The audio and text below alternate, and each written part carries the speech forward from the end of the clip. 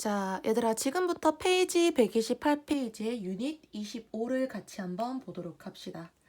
자, 제목 보니까 얘들아, can과 may라고 적혀 있는데 지금부터 그 두 가지 동사에 대해서 배울 건데 문제는 그 두 가지 동사의 특징이 무엇이고 그 두 가지 동사는 어떤 동사인지 지금부터 우리가 분류를 할 겁니다.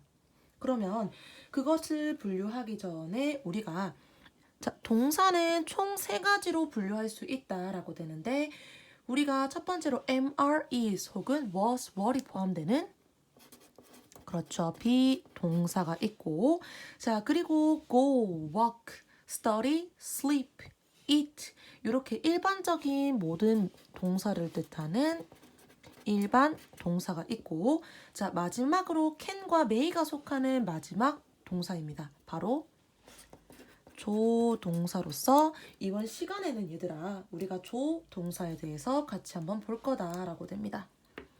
자, 그러면 조동사가 무엇인지 지금부터 먼저 설명부터 하고 요 동사의 특징에 대해서 설명을 좀 할게요.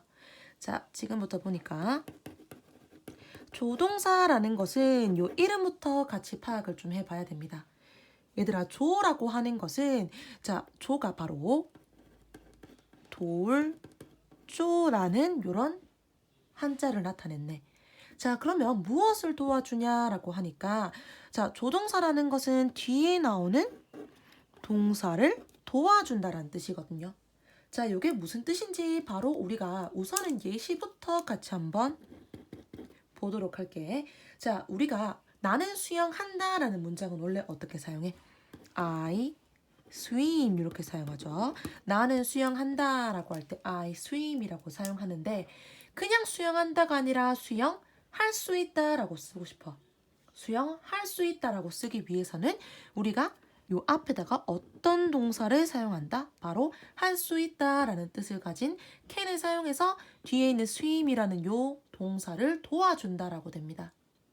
자, 이렇게 돼서 자, 우리가 조동사라는 것은 뒤에 나오는 동사를 도와주는 역할, 즉 해석을 도와주는 역할을 하는 것이 조동사다라고까지 보면 되겠고 자, 본격적으로 지금부터 조동사의 특징에 대해서 같이 한번 살펴보도록 합시다.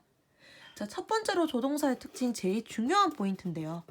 자, 제일 조동사의 기본 원리라고 볼 수가 있거든. 조동사가 나오면 뒤에 동사가 나온다고 했죠, 얘들아. 근데 중요한 것은 동사의 요 형태가 나와야만 합니다. 바로 뭐가 나오게 된다? 동사의 원형 형태가 나오게 된다라고 돼. 자, 이렇게 돼서 만약에 I can swim 여기 뒤에다가 자, 선생님 저기 여기서는 swimming ing 안 돼요. 이렇게 쓸 수 없고요. 혹은 지금 보다시피 여기에서 만약에 주어가 she라고 돼버렸어. she라고 돼버려서 she라는 주어가 나왔기 때문에 선생님 그러면은 뒤에 3인칭 단수를 써줘서 저는 swims라고 적을래요. 이렇게도 적을 수 있다 없다? 없다라고 되겠네. 왜? 계속해서 강조하는 것이 동사 원형이 나오기 때문에 자, 그 다음에 두 번째 포인트를 같이 한번 가보도록 합시다. 그러면 이렇게 질문을 할 수도 있어. 자, 뭐라고 질문하냐면은 자, 선생님 지금 만약에 she라는 주어가 이렇게 나와서 요 문장을 사용할 때 자, swim이라는 거는 동사 원형을 사용해야 된다라고 말했기 때문에 저는 can이라는 요 조동사 뒤에다가 이렇게 s를 집어넣어 줄래요. 즉 3인칭 단수 형태를 집어넣어 줄래요. 얘들아, 이렇게 사용할 수 있다 없다? 이렇게도 사용할 수가 없다라고 됩니다. 자, 왜 사용할 수가 없냐라고 하면은 모든 조동사는 주어의 인칭과 혹은 수와는 관계가 없다라고 됩니다. 즉 앞에 나오는 주어에 상관없이 모든 조동사는 다 같은 형태를 띠게 된다라고 하는 게 조동사의 특징입니다. 그러면 앞에서 I가 나왔거나 she가 나왔거나 어쨌거나 상관없이 뒤에는 조동사 can을 사용해 줘야 했다라고 보면 되겠네. 자, 이렇게 되고 자, 그러면은 세 번째로 같이 한번 특징을 보도록 할게요. 자, 세 번째 특징은 지금부터는 아니다라는 뜻을 나타내는 부정문에 대해서 만들어 보도록 하자. 자, 부정문은 자, 즉 조동사를 사용하고 뒤에 동사 원형이 나오는 그런 문장에서 우리가 조동사는 어디에 위치하게 된다? 쌤이 늘 강조하는 거지만 얘들아 조동사는 바로 앞에 나오는 요런 단어랑 미안해요. not이라는 부정문은 바로 앞에 나오는 요 단어랑 같이 붙어 먹어서 뭐가 되는 위치에 나오게 된다. 얘네가 축약이 되는 그런 위치에 나오는 것이 바로 부정문의 not의 위치다라고 돼서 조동사 앞에서 이렇게 나오고 not 나올 때 요거 두 가지 단어가 축약이 가능하다라고 돼. 자, 그러면 예시를 한번 들어볼게. 지금 여기서 봤던 I can swim 문장을 계속해서 사용할 겁니다. 자, I can swim 요 문장은 나는 수영할 수 있다. 근데 예를 들어서 나는 수영할 수 없다를 만들어 볼게. 그러면 어떻게 만든다? I can not swim 이렇게 만드는 거네. 자, 그리고 방금 말했던 것처럼 요 부분은 축약이 가능하다라고 했죠. 어떻게? can't로 이렇게 축약이 가능한 위치에 나오는 것이 not의 위치다라고 봤습니다. 자, 그 다음에 네 번째로 우리 의문문에 대해서 같이 한번 보도록 합시다.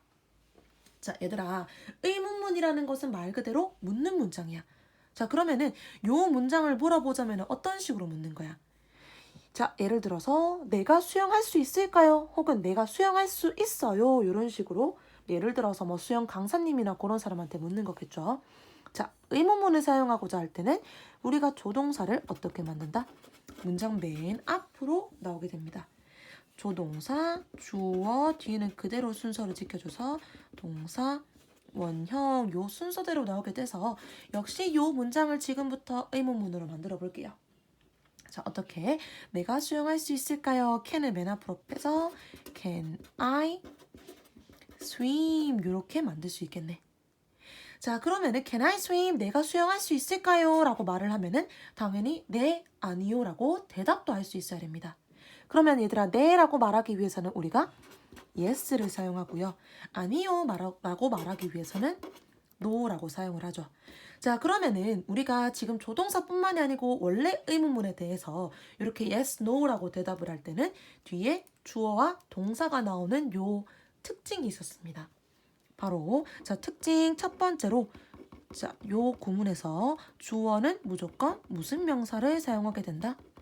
바로 대명사를 사용하게 된다라고 되고, 자, 두 번째 포인트로서 우리가 부정문에서는 아니요라고 말하기 위해서 not을 사용하는데 부정문에서는 우리가 그냥 그대로 풀어쓰는 것이 아니라 지금처럼 cannot으로 풀어쓰는 것이 아니라 축약을 사용해서 대답을 한다라고 되는 포인트거든요.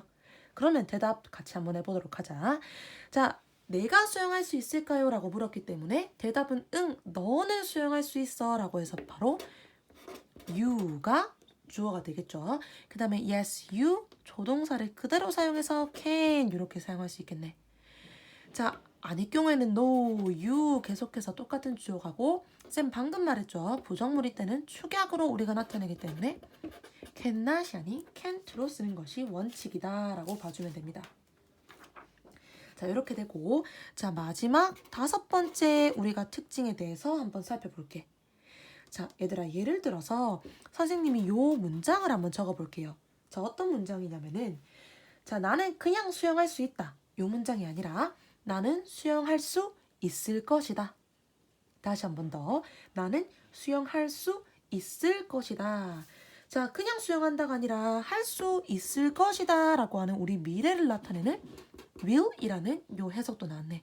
그 다음에 할 수 있다 무엇을? 수영을. 자, 이렇게 적어서 해석해보니까 나는 할 수 있을 것이다 수영을.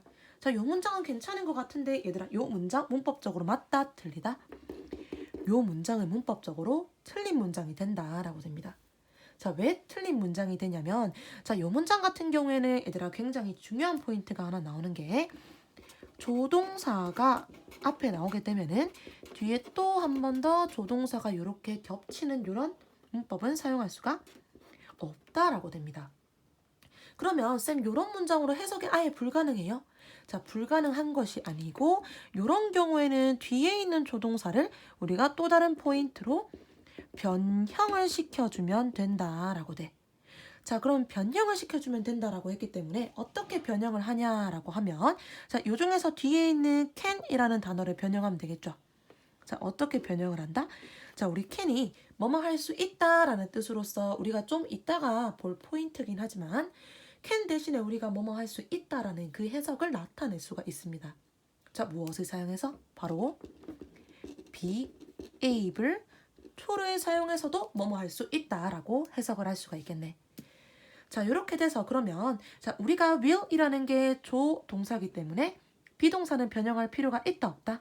없이 말 그대로 조동사 뒤에 동사 원형인 be를 그대로 적으면 된다라고 돼서 요까지가 조동사들의 특징이 됩니다.